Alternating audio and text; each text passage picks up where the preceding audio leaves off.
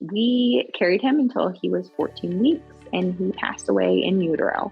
In my mind, I had thought like all my problems, I had paid enough into the problem bin that God would not give me any other problems anymore. So going through a loss after everything else I had gone through, I was like, are you kidding me? Didn't I already deal with that?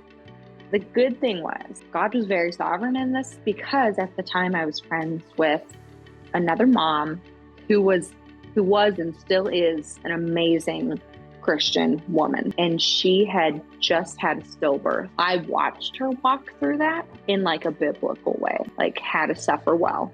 But it was a lot for me at the time, but I was able to have watched her. And then when I lost Porter, she walked me through that. And she really showed me what it looks like to depend on God in those hard things. And that's kind of where my faith, my baby Christian life kind of ended. Howdy, folks. Welcome back to the podcast. I just got done listening back to this interview that Katie did with Alex Goodings, and I was so blessed by it, and I know you will be too. Alex is able to share from so much life experience and from various things that the Lord has taught her in her journey of faith and of motherhood and of being a wife. She's got 7 kids. All I know is that this interview blessed me. I know it's going to bless you. And if you want to learn more about Alex, we're going to link all of her info down below in the show notes. Or if you're watching this on YouTube, it'll be in the description. So be sure to check all those things out. And folks, I do want to let you know that we are so grateful for all the ratings and the reviews that we've received on iTunes. That not only encourages Katie and I to see all the kind things that you say, it also helps this podcast reach more people, and it helps it grow our listener base. So thank you for doing that. And if you're watching this on YouTube, we are so grateful for the level of engagement you guys have had over there with comments and with liking and subscribing. That increases our reach as well. So thank you all for doing that. And with that all out of the way, I'm going to introduce my wife, Katie, and Alex. So here you have it. The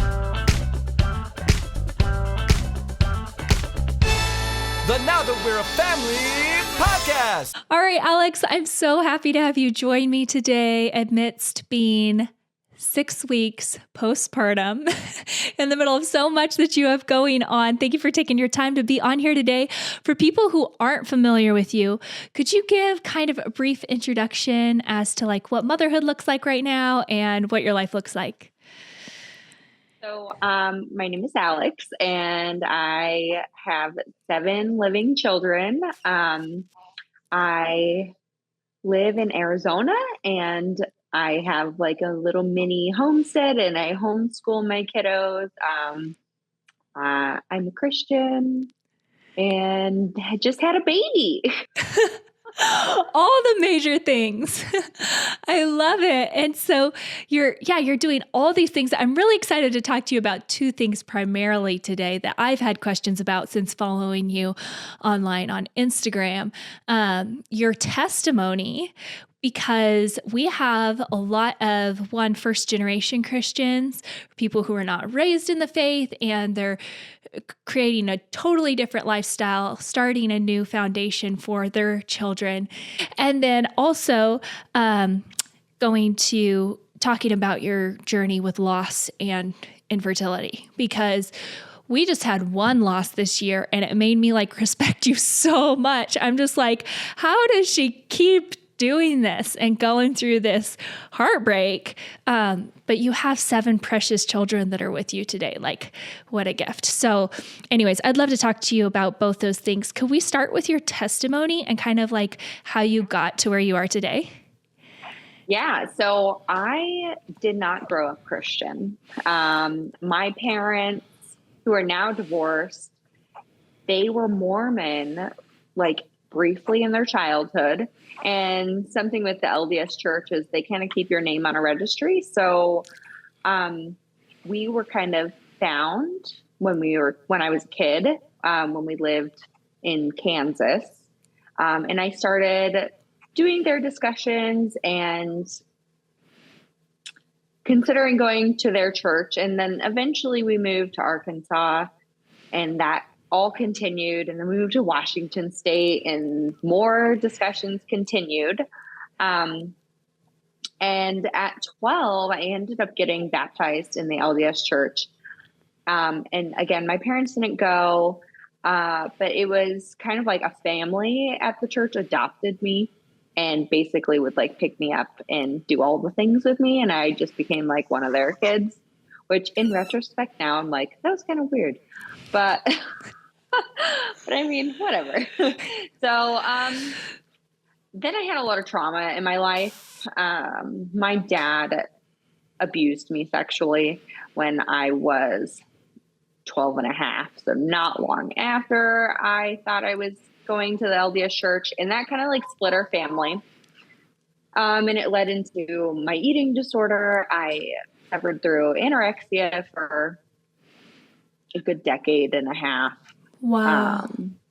Now I'm in recovery, like pretty solid. Like I don't seem to have any issues, but anyways, so that kind of steamrolled into everything. And then my parents, who did not divorce after what happened to me, we moved to Arizona. Again, I was born here in Arizona, moved back here, and then ended up going to California, was in inpatient treatment centers and all these things for eating disorders and suicidal tendencies and stuff like that. And all in that time, I had still tried to go to the LDS church and eventually ended up just stopped going because they didn't really like that I didn't have like parents that were taking me. When we lived in California, my dad would, okay, this is where it's also weird part of my story. I'm sorry. I'm kind of going fast because it's so much because it doesn't just end in my like early adulthood years. No, I love it. Yeah, do whatever pace you want to go. I'm sorry. Okay. So when we moved to California and I actually lived with my dad, this is where it gets, it's very confusing. Like you shouldn't live with your dad after something like that. Yeah. But I did. And I would have him drop me off at the church that like technically I was like, within the boundaries, because the LDS church, you get assigned to like a church that you have to attend. You can't just go to any church as a Christian. Okay. So you have to go wherever they tell you to go. So I would have my dad drop me off. And this particular ward did not like that my parents didn't go. And okay. So I stopped going. And that kind of was like my like next like kind of like anger of like literally nobody cares about me. The church, like a church doesn't care about me, where I had like found that connection from that family that adopted me when I got back from the LDS church. And then they didn't want me, and then my family was really messed up. So I kind of like didn't really know what I was doing and my faith aspect. And then like my eating disorder and all of that kind of just became my own like idol, my own God, which was, it's very interesting because in retrospect, it was like really like killing me versus it's not life-giving, obviously, eating disorders. They don't do that. And I had like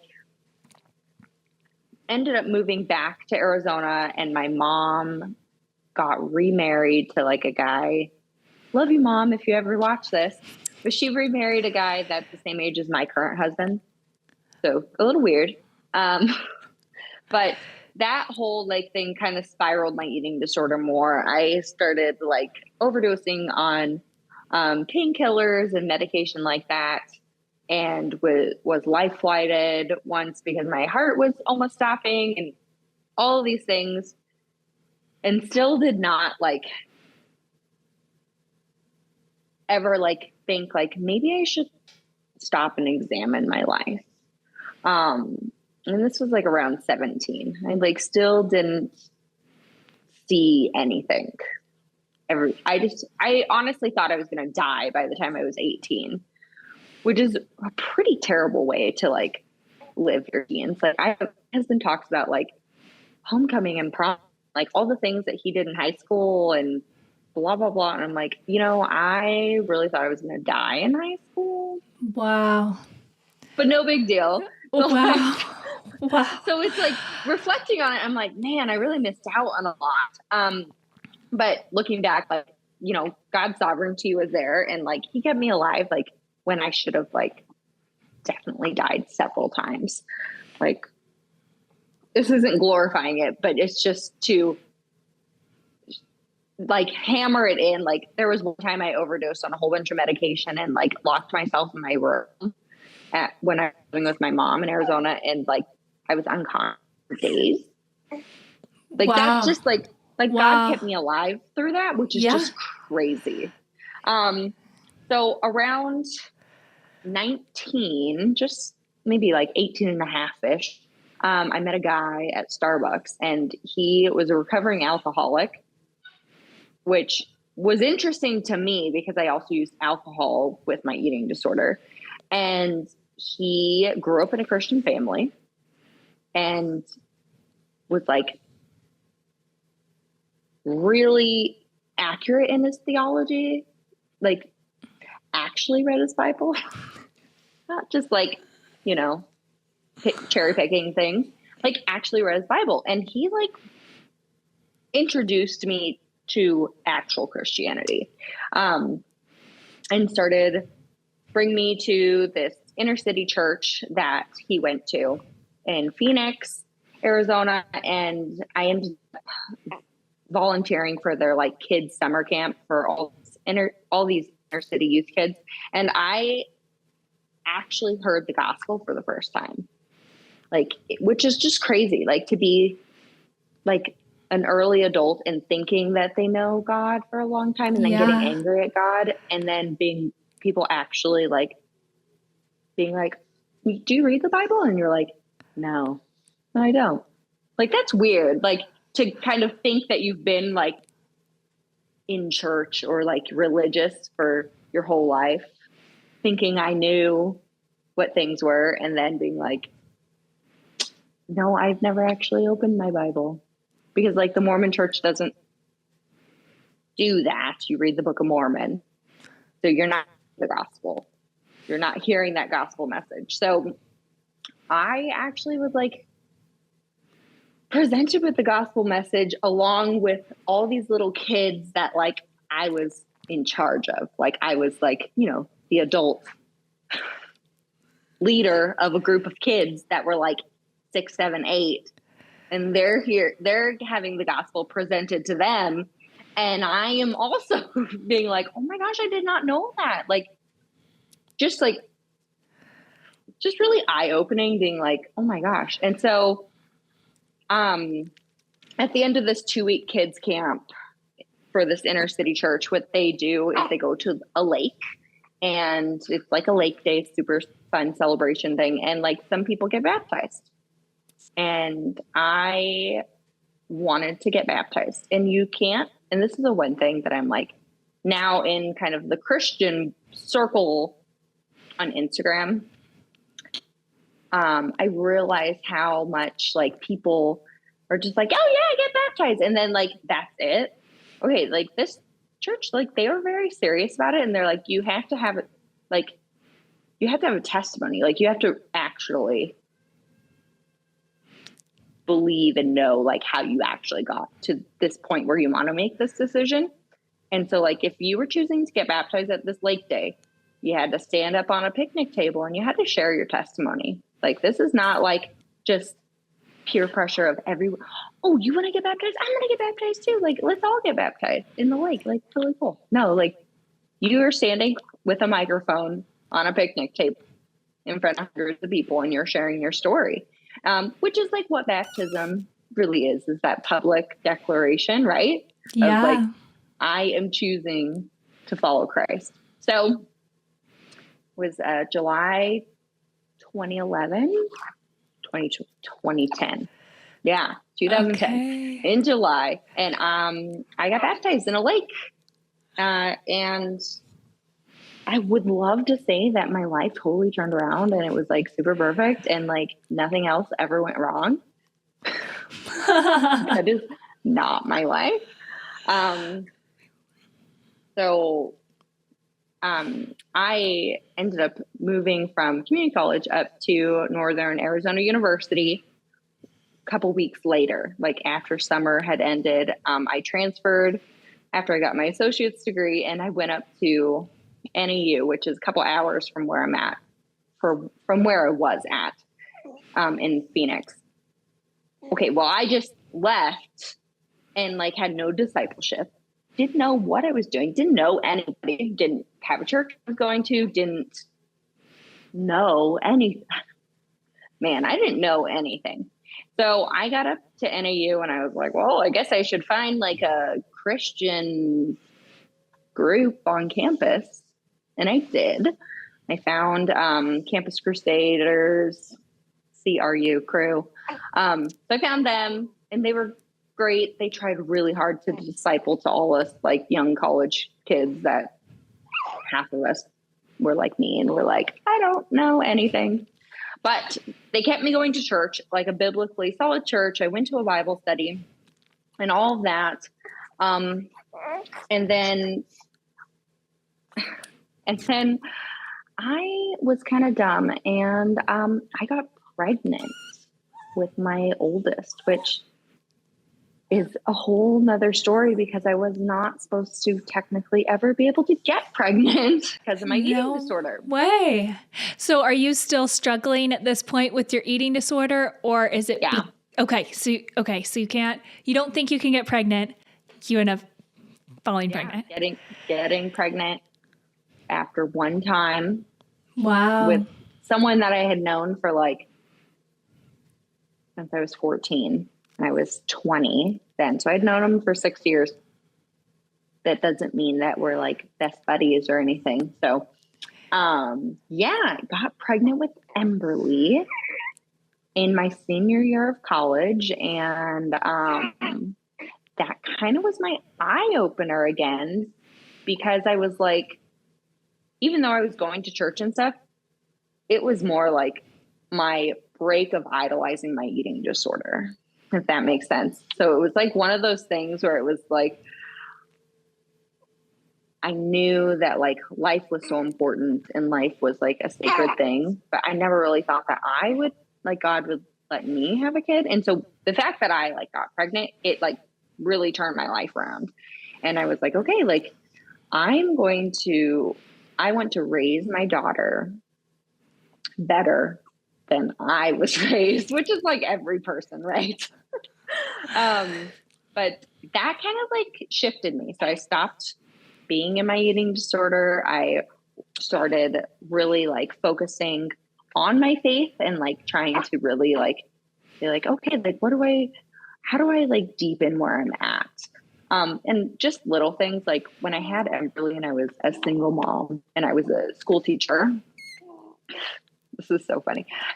My church, because I was so scared to go out to a real church, my church was Caleb, which now I have had to undo some things with Caleb theology, but that was my church. And I like remember calling in on one of their like weekly pledge drive things. And I was like, I'm a single mom and you guys are my church and I'm gonna donate. And they're like, okay, good, thank you. And just those things that I was like, I was like grasping at anything I could because I was like, I have to try to figure out my relationship even more with God. Like, yes, I believed in God. I believed that Jesus died for me. Like all these things, I knew it, but I didn't have that discipleship early on that I was just like, now what? And then having Emberly, I was like, okay, I can't just like, now what? And just wait for something to happen. I need to actually work and figure out like, how can I like receive teachings? Like where can I go? And at that time, like YouTube was not like super cool. Okay. 2011, 2012, it was there. And now like people are like, oh yeah, listen to this sermon on YouTube. Okay. Well, that was like not the case back then. So I had to like really work for it. And I would be like reading my Bible by myself and being like, oh, I don't even know what this means.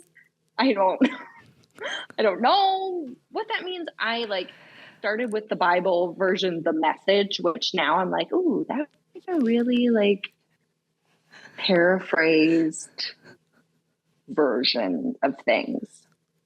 But God used it.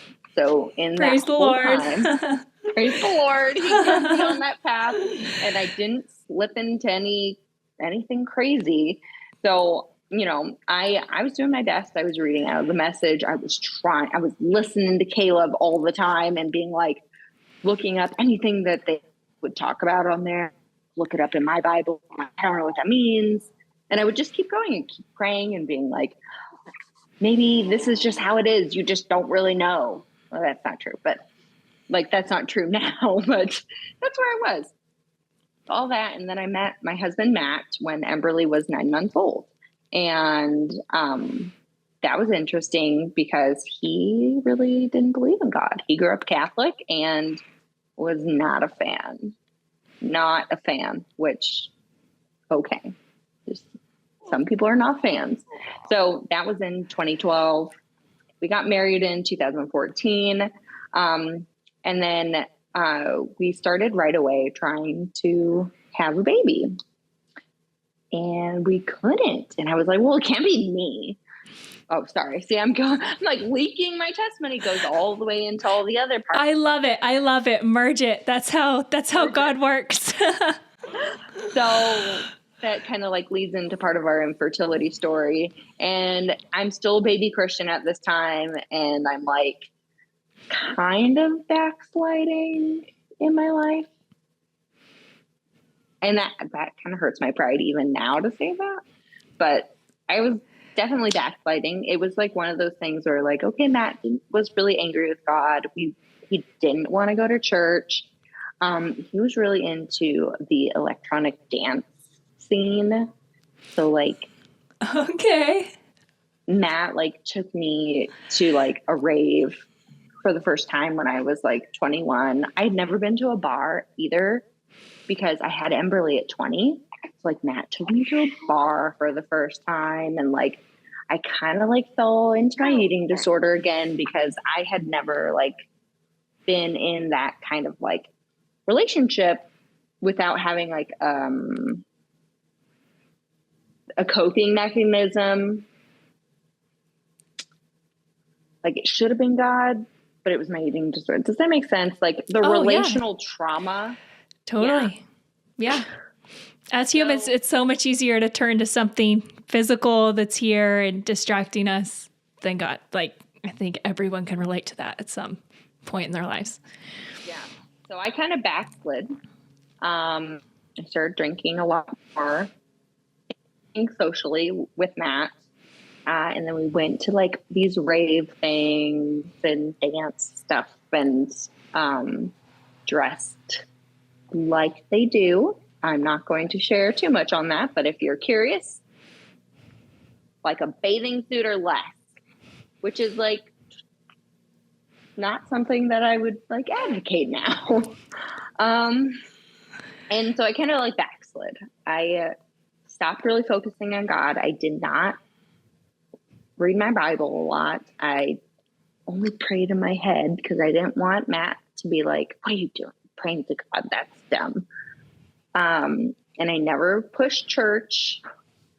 And then as we went through infertility, it like just drove us even more into this like not trusting God thing. Sorry, I just brought a baby up here. Yay, we get to see the baby. So we tried for about 2 years to conceive after we got married. Well, kind of a little before we got married. And then, yeah, see, good, not discipled Christian. It's okay. We all learn. Like, people are like, yes, I thought you were a Christian. You should know better. And I was like, dude, I had no idea. First of all, I had a lot of like just secular ideas of like what marriage was supposed to be like.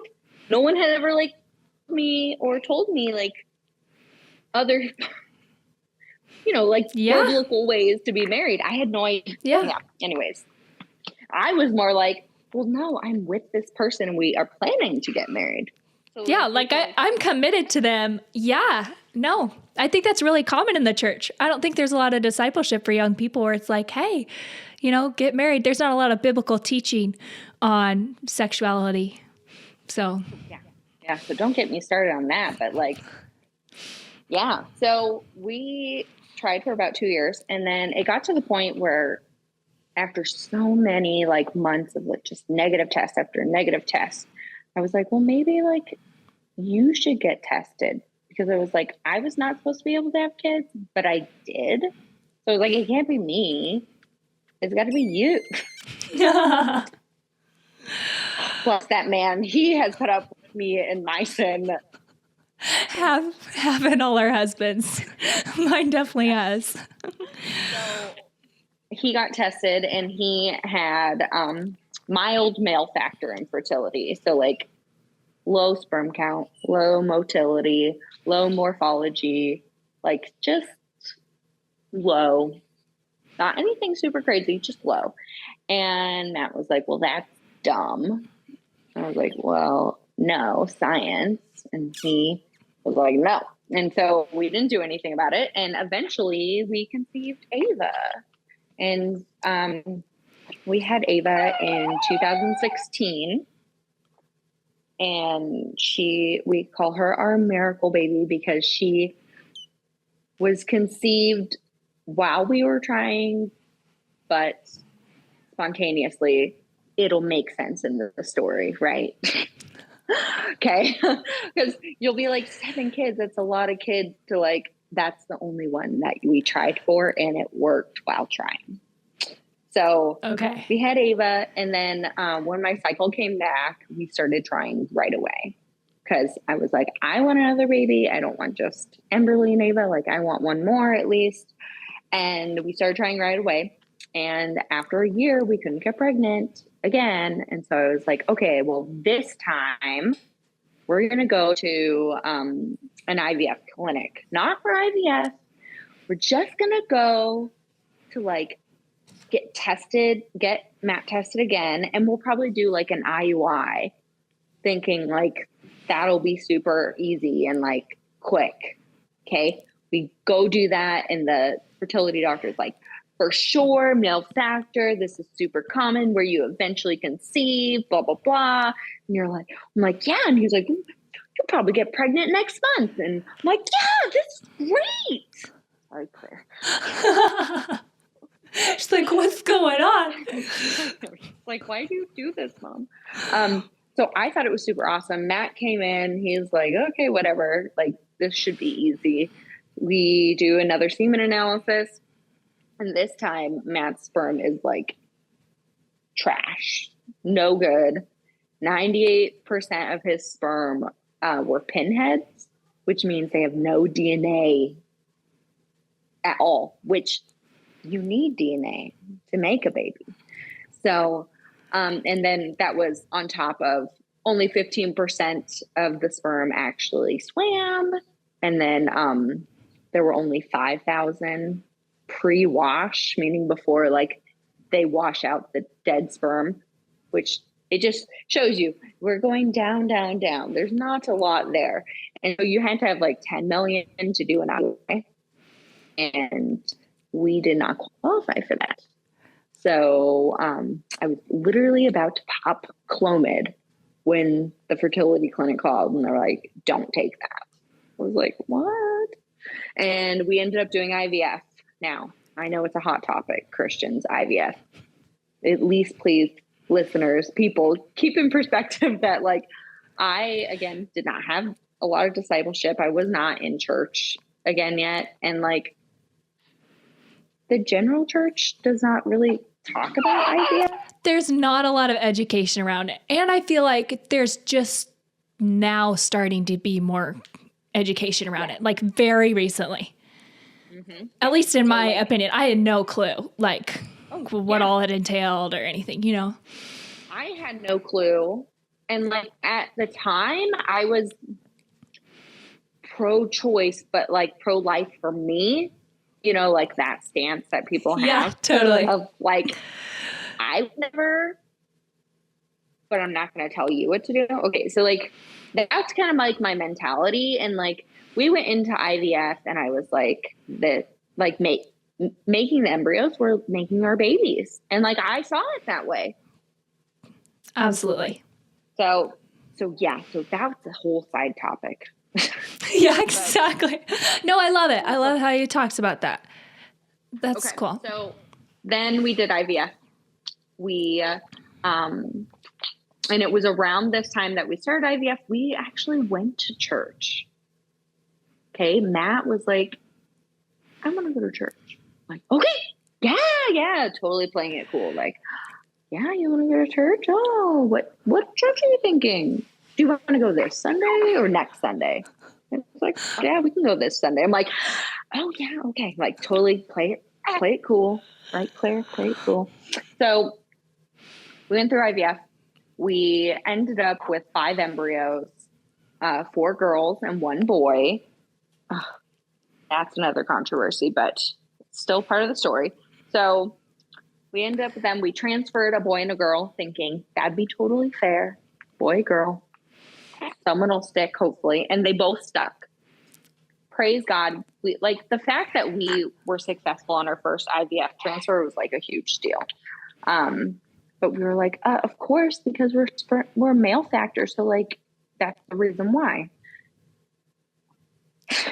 Then we go through that pregnancy. I had a lot of complications. I had a subchorionic hemorrhage that just grew and grew and grew. I was on bed rest and I was pretty sure that I was going to miscarry within the first trimester because I just had bleed after bleed. And it was not like spotting. It was like a period and it had cramping. Wow. And it was just everything that like, if you've been pregnant, they call you on there. You call triage on the phone. They're like, is it like more than a pad, filling a pad in an hour? I'm like, it's filling a pad in like 5 minutes. Like, I think like they're gone. They were not. They hung in there. And then at our 20-week ultrasound, we found out that we were having girls. No way. Yeah. So this is where like when I tell my story, which if you follow me on Instagram, I've only told pieces in chunks because it's so dramatic that I feel like every turn it's like, and then I know you need to write a book. That's what you need to do. This is incredible. So turns out there were 2 girls and we like freaked out and we're like calling the fertility clinic and we're like, I'm crying because I named our babies at transfer. Okay. When my babies were 5 days old as embryos, I gave them names and I was like, it's Hannah and Porter. Those are our babies. And so like Emberly and Ava, that pregnancy up until halfway talked about who was in there, Hannah and Porter. Okay. We get to 20 weeks and they're like, no, they're both girls. So we're like calling the fertility clinic. We're like, what's going on? And they're like, it could have split. And I was like, oh, I don't think so. And they're like, no, it totally could have. And I'm like, I don't believe you.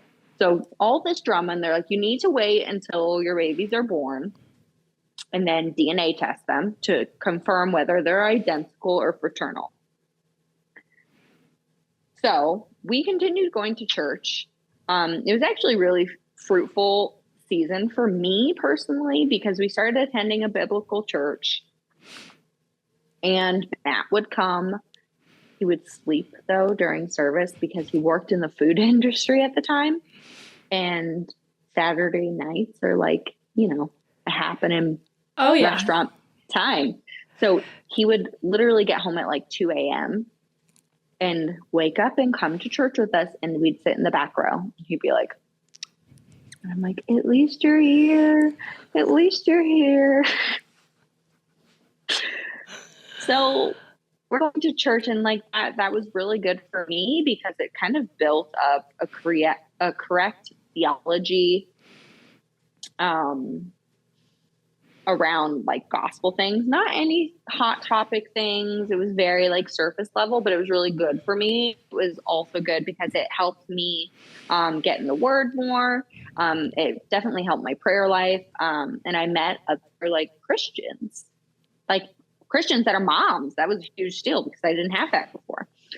So we gave birth to Hannah and Heidi, and we DNA tested them in July of 2018. They were, in fact, fraternal twins. Dun, dun, dun. That means our boy embryo was somewhere. That was like the problem now. It was like, okay, like, where is it? Where is the boy then? So we had 3 embryos still frozen, and we consulted with a lawyer, and they were like, here's how I suggest you go about it. We did not sue them or anything like that. We just wanted to find our boy embryo. And in December 2018, they thawed our 3 embryos and retested them. And in January of 2019, they found our boy embryo. No way. That would be so crazy. It was like some sort of mislabeling. Nobody took responsibility, which is a whole nother, like, come on, guys. But so then we secretly, we didn't tell anybody, but we transferred our boy embryo in, I want to say it was February of 2019. And that was a big deal because we just thought that this boy embryo would be like the completion of family. And like we would have him and he would just like end everything. We'd have 5 kids, which we never thought we'd ever have 5 kids. Now we're sitting at 7. So we transferred Porter and he stuck, and we carried him until he was 14 weeks and he passed away in utero. And that was really crazy because in my mind, I had thought like all my like problems, like I had paid enough into the problem bin that like God would not give me any other problems anymore. Mm-hmm. So going through a loss after everything else I had gone through, I was like, are you kidding me? Like, didn't I pay enough already? Like, didn't I already deal with that? The good thing was, God was very sovereign in this because at the time I was friends with another mom who was and still is an amazing Christian woman. And she had just had a stillbirth at 36 weeks, maybe like a couple months before. And I watched her walk through that in like a biblical way, like how to suffer well. And like, I watched her because I like brought meals over and stuff and witnessed it, not knowing that I was going to go through something a little less traumatic because Porter was only 14 weeks, but it was a lot for me at the time, but I was able to have watched her. And then when I lost Porter, she walked me through that. And she really like showed me what it looks like to depend on God in those hard things. And that's kind of where my like faith, my baby Christian life kind of ended. Like it was at that point when I fully understood like, hey, this is what like walking with God and like leaning on God and depending on God in everything for like just getting up in the morning when you don't want to. This is what that looks like.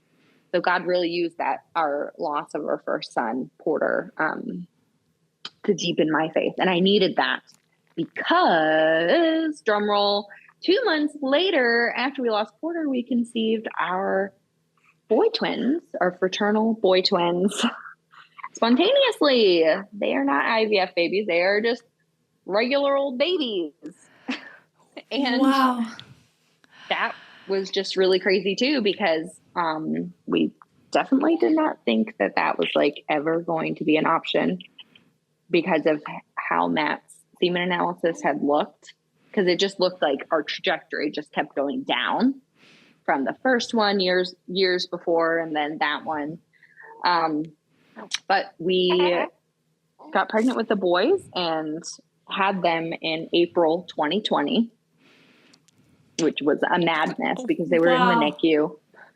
And my water broke at 31 weeks. And so I was like in the hospital for 8 days, but it was COVID. So they didn't let anyone visit. And I basically went up from triage in the middle of the night up to antenatal, just was waiting until I convinced them to let me go home. Wow. That's also drama.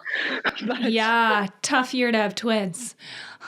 Seriously. And then so NICU, and then the NICU trauma, the PTSD that came with that really changed my faith as well, because this got to the point where like I was in the NICU literally alone. Matt and I were not allowed to go to the NICU to see the boys together because of COVID rules, even though we always thought that was silly, because if it was a singleton, it would be one parent per that baby. And we're like, well, we have 2 babies. So like, can it be one parent per baby?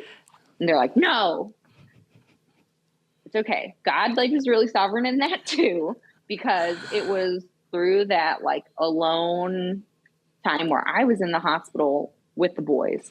Like when we got discharged, Matt would stay home with the kids, the other 4 kids, and I would stay at the hospital with the boys. And with postpartum hormones, like I was a wreck. And like I was up, down, all around, mama bear emotions coming out. Didn't let people do anything. I wouldn't let them touch my breast milk that I was pumping. I was like, no, this is my baby, my babies. I know what I'm doing. Well, God really used that because 1, he humbled me a lot and like taught me a lot of humility, that I don't know everything. But 2, also taught me how to biblically like stand up for my children. And then it also drove me to prayer, because when you're alone, what else do you have? Yes, there's social media, but it's like, what else do you have? You have the Lord. Like you have the Lord always. And sometimes God needs you to be like literally isolated physically, like how I was, to be like, can you please pray to me? Like, can you please pray? You should be praying. You shouldn't be like always chatting with somebody else. Like you should probably pray. And so God used that. The boys got out of the NICU, and we ended up deciding to homeschool. Hooray. So now we get to homeschooling. Wow. So with the new twins, that's when you guys decide, you know what? Let's just up the ante here. So COVID stuff. Yeah. We lived in this really tiny house, 1,100 square feet.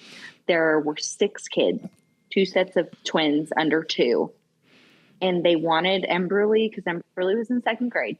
They wanted Emberly to sit in front of a computer for 6 hours a day, like continuously, like different breaks and stuff. But like, okay. Yeah. There's a lot of crying when you have so many little kids. I was like, this is not doable. I was telling Matt, I was like, let me just homeschool Emberly just for like at least a year to get out of this mess of COVID stuff. And he agreed. I was a school teacher, okay? Like I totally should have been able to handle it. And I did. But yeah, so we started our homeschooling journey, which was like hilarious, because looking back now, we basically unschooled for 6 months because I had baby twins that I was exclusively pumping for. So like anytime I needed to pump, I would like put on a documentary on Netflix, and I would be like, and now we're watching this because I have to pump for 20 minutes. Yeah, you got to do what you got to do. 2 bottles at the same time. And like, yeah. So that's our homeschool journey. We were still going to church too. This was something that I'm so grateful for, because like it could have been very easy for us to be like, oh, COVID, like we can't go anywhere. We have new preemie babies, like don't go anywhere. Right. But Matt like still wanted to go, and I definitely wanted to go. And so we went. We would get everybody ready. We went to it like one of the only churches that actually was like open. It was really funny, like now looking back, because that church is a little like sketchy in theology now, but like at the time it was like, that's so good. Like God like really kept us going, because if we stopped going, I don't think that we'd be like where we're at today. So we had babies, 2 boys. We thought we were done having kids because Matt was done. So yeah, that's a lot of kids.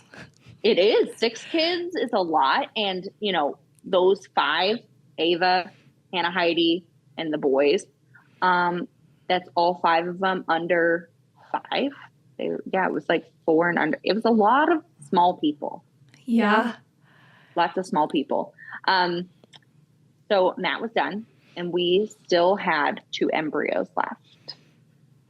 And after losing Porter, that's kind of like where my like pro-choice vibe that I had, where it was like never me, like I won't do it, but if you want to, that kind of slowly started to change. I really was not fond of the idea of destroying our embryos. That's like a thing that, you know, just you can destroy them. And it started, that was when I was like, no, like that's a life. Like we celebrated those lives from once they were 5-day-old embryos. Like we named them, like, come on, these are babies. So from those 2 embryos, when we would retested the 3 of them, sorry, Claire. When we had retested, one of our girl embryos retested abnormal. And so we were told that like, you can't transfer that one anyway. So we're like, oh, okay. So we had 1 normal one left, but keep in your mind about that abnormal one because they come back. Okay. Okay. Plot twist. Plot twist again. So, Matt was done. So we were like, okay, I found embryo adoption group on Facebook that another friend of mine that's Christian, she received embryos from somebody that she had done like 8 IVFs and nothing was working with her own embryos. She adopted embryos from someone. So I went through that. I found a Christian couple that had a son already, but she had gone through cancer, breast cancer, and they couldn't conceive. So we adopted our embryo out to them. And that was really hard for me because I personally was not 100% feeling like I wanted to be done. Like I was more submitting to Matt's desire to be done. And we adopted her out and they transferred her. And that once embryo now shares a birthday with Hannah and Heidi, just 3 years apart. So that's super special. And we're friends online. And it's been great because I've watched her grow up. She's 1.5 years now. And that's super sweet. But so that we started doing right after the boys were born. We started the process. They received our last girl embryo in like September or October of 2020. Okay. And so that officially in our minds, we're like, okay, the door is closed. Like there are no more embryos. Like it would be super crazy if we conceived again naturally. Okay. But that happened. So then in February of 2021, I got pregnant again, spontaneously. And it was twins again. Wow. And it was really crazy because we were just like, how does this even happen? But then we lost them both. So we miscarried our boy-girl twins in April of 2021. And just like losing Porter really shattered my faith and kind of moved me from baby Christian into like actual like wanting to like really delve into the Bible. This time it kind of did the opposite. I was finally like at that crossroad that some people hit. Some people never hit this. I hit this where I was like, either God's real or God's not real. Like, I started like really questioning it. And I was like, I'm either going to go full in, like move all my poker chips to the God side or to there's no God side. Like, I'm going to invest either way. Mm-hmm. Yeah. And that was really hard because like, I was like hysterical when I came to that point. I was like, can there be a God when you like lose 3 babies? Like, is this even possible? Like, can there be a good God when this keeps happening?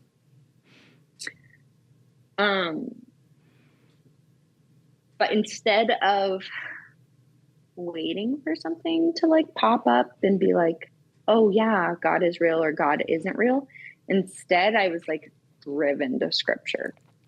I decided I wanted to read everything and anything. I wanted to listen to any sermons, to anything I could, and be like, if it's true, if all this really is true, like I thought I knew, like I thought I believed, but I need to be sure because I was really hurt.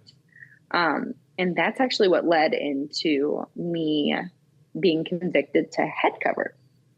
Okay. Which is another controversial topic in the Christian world. You're just full of them. I love it. Hot button after hot button. But it's good. It brings up such great discussion. I didn't even know that this was like a thing, that there were so many hot topics in Christianity. I know. Okay. It's really a pity, to be honest. It really is. But it got to this point where I was like, so in scripture, I got to 1 Corinthians 11, and I'm very convinced to head cover. So I've been head covering for 1.5 years, full time, nonstop. God totally blessed me in that, not in like I got a baby out of it, because that's not part, that is, but isn't. It has nothing to do with head covering. But he blessed me in the fact that like me diligently being in the word and praying, it just brought me so much closer to him. Like my dependency on God, like increased so much, and like my prayer life increased. I was praying once a day before to praying like all the time, like, because I just was like, so I had so much zeal, like to be like, I need to know, like, I need to know God. I need to know what and all the things, just like, it just feels like it felt so crazy at the time. And that's where I landed. I landed even more sure that God was real, and that the gospel is true and the Bible is God's word. And some people would say that I turned into a legalist at that point. I don't think so. I think I finally felt like I understood what it meant to like be faithfully obedient to the word of Christ and to the word of God, to the point of like, you joyfully want to do anything and everything for the glory of God. Like, tell me that like 10 years ago, and I would not have understood that. And God finally like just grew me so much, and being like, I truly see like me living my life now as like, everything is for the glory of God, because it should be that way as a Christian. But of course, our story does not stop there. In September of 2021, I got pregnant again, spontaneously. No way. And we were pregnant with a little girl named Grace, and we lost Grace at 15 and a half weeks, and I birthed her at home. Oh. And that was a week before Christmas last year, so just over a year ago. And this time, the loss did not shake me in my faith like it had previously. Instead, it brought me more of a longing for heaven, which I know like people say that, but like, I think when you've experienced recurrent pregnancy loss, you kind of get to that point where like, you've already solidified the foundation of whether or not God is good through bad things. And then you get there and you're like, even though this happened, like, I cannot wait. I cannot wait for heaven. Like, I cannot wait. But losing Grace was really hard because this was the first loss that we didn't have a D&C for, which again is another controversy in the Christian world. Really? Okay, I didn't even know about this one. Like, so people are really anti doing that. Yeah. Okay. Which I didn't know was a thing. I can understand a little bit now, but I think that medical needs of D&Cs are totally warranted too. So don't get me started on that. But okay. We birthed Grace at home. And I will tell you that the very first thing when Grace was born, and Matt was right next to me, right outside of our shower, and we both looked at her and we're like, oh my gosh, she's so perfect. Like she is so perfect. She has fingers and toes. Like, you can see every single little finger. You can see her ear, like all of these things that, like, I'm like hemorrhaging in our shower in like 9:30 p.m. And we're like marveling at God's creation. Like, people that don't think it's a baby, like, that's a baby. Like, I held my baby. She had ears and a nose, and her mouth opened and closed. For some reason, that was crazy to me. Like, her jaw opened. Like, duh, it's a baby. Like, you just expect a little blob. Like, you don't expect a little working human. Well, and you see the ultrasounds, like, you're like, oh yeah, that kind of looks like a baby. Okay, holding Grace, like, I saw all the parts, all the pieces of her, all the things that, like, God had, like, made her with. And God really used Grace for his glory too, because I've been able to share Grace and share her pictures on the interwebs. And a lot of people are like, oh my gosh, I did not realize that's a baby. That is a baby. And luckily the hospital that I ended up having to get taken by ambulance because I was hemorrhaging and passed out. And the hospital we went to treated her like a baby. Oh. You know, they got little clothes for her. They made a name card with her weight and her length and, like, all the things, because it's a baby. And Matt and I had, like, talked about, like, maybe one day we can try again for a baby, or maybe one day we'll do IVF again and we'll have another baby. This is after Grace. And, like, I was really, like, so traumatized by so many losses back to back and everything that I was like, okay, like, I'm just wanted to hear that the door was not closed, that maybe one day. So a couple months after we lost Grace, we did get pregnant, and we ended up getting pregnant with Claire. And she made it. Look at that perfect baby. So sweet. I just wish I could, like, crawl through the computer and pet her little soft cheeks. She has, like, the cutest cheeks. I cannot stand it. But we got pregnant with Claire, and we kept her in and kept her alive, and we had her, and she made it. And it's now that I can say, like, I am 100% pro-life, not just for me, but for everybody. Because after seeing Grace and then being on the other side of recurrent loss, I'm like, I can't even imagine having the stance that I did of being pro-choice, pro-life for me, pro-choice for you. Because Grace was fit in the palm of my hand and had all her parts and pieces and was perfect. And Claire was that. She was that size. And now she is here, alive in my arms, but she started as that, and she started even smaller as an embryo, which here's that other plot twist. When I found out I was pregnant with Claire, maybe about when I was 8 weeks pregnant, we got a message from the couple that adopted our embryo. And that she was like, hey, the fertility clinic is trying to charge me storage for an embryo, but we only adopted one embryo from you. They have a second embryo in the straw because they're frozen in straws. There's a second embryo in there. I was like, what? We shouldn't have had any more embryos. And so we have one more embryo.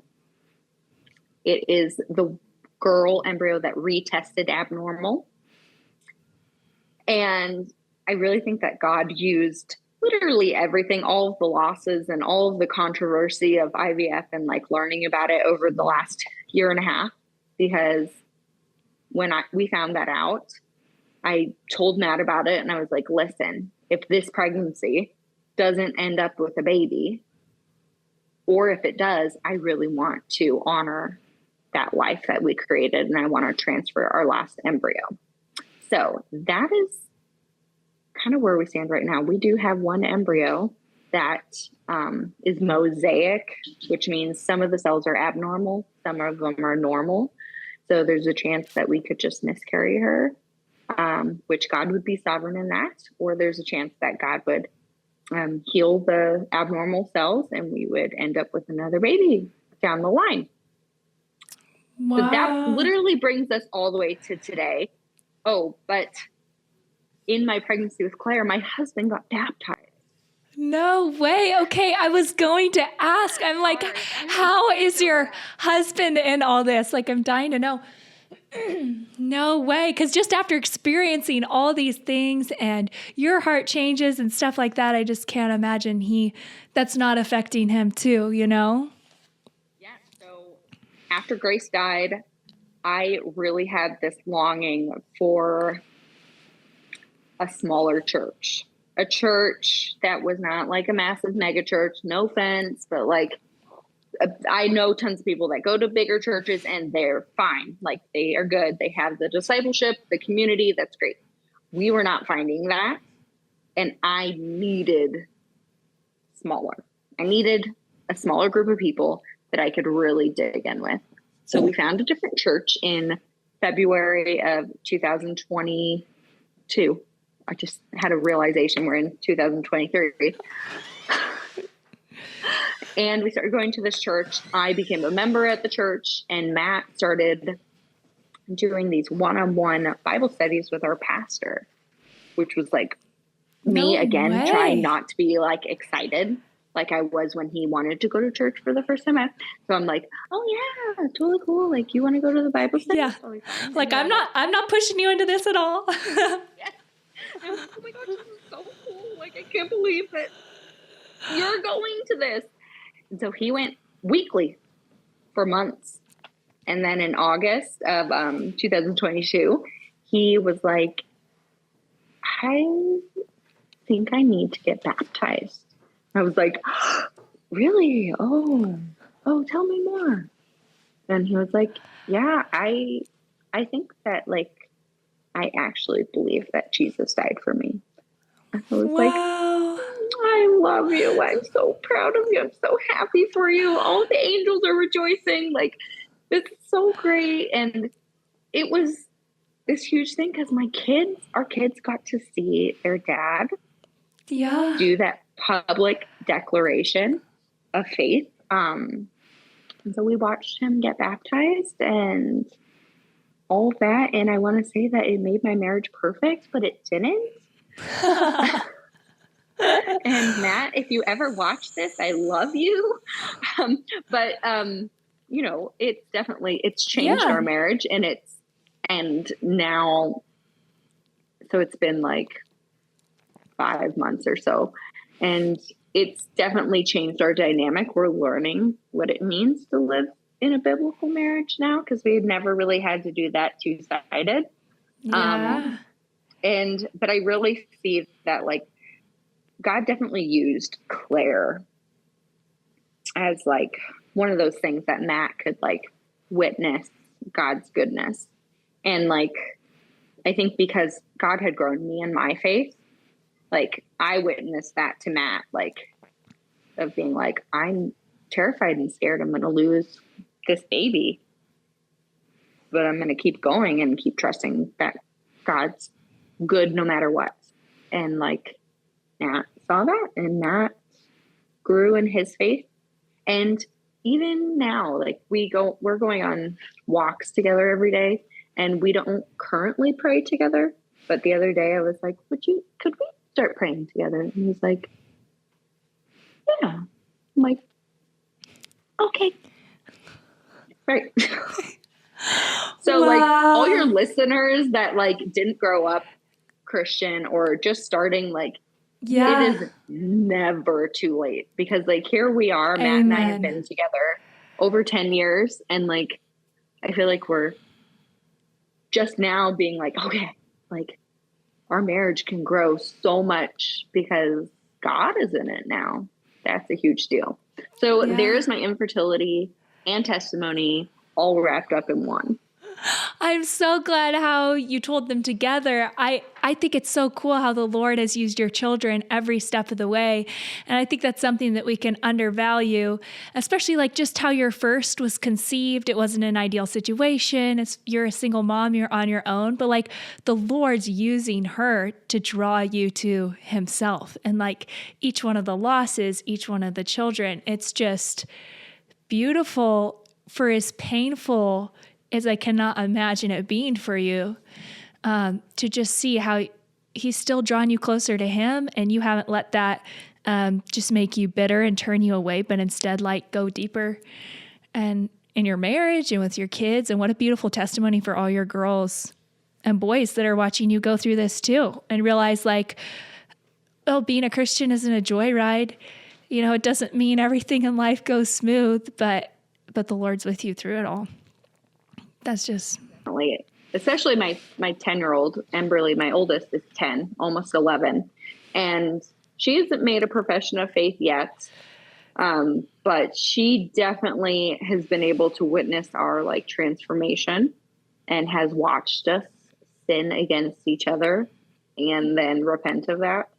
And so it's definitely humbling to be like, I don't want my kids to be like, oh yeah, like you're a Christian and like life is peachy keen and like you gotta just be happy all the time and like God's gonna fix it and it's gonna be great. Like, no, they gotta really see that like this is something the Holy Spirit sanctifies us all lifelong. Yeah. Like to the end. Until there's a new heavens and a new earth, which Ava, my 6-year-old, brought up today. And I was like, yeah, there's a new heavens and new earth. She's like, good. I don't want to be here forever. I'm like, good. Me either. That's great. You and me both. Oh, thank you for sharing today. I got chills at so many different parts in your story. Wow, that is just impactful. And I'm so glad that you're willing to probably share the tip of the iceberg of it today, but more than I get to see on the little snippets on social media. Where can people find you though and follow you to follow along with your story, see what else God has planned for your life, and just root for you?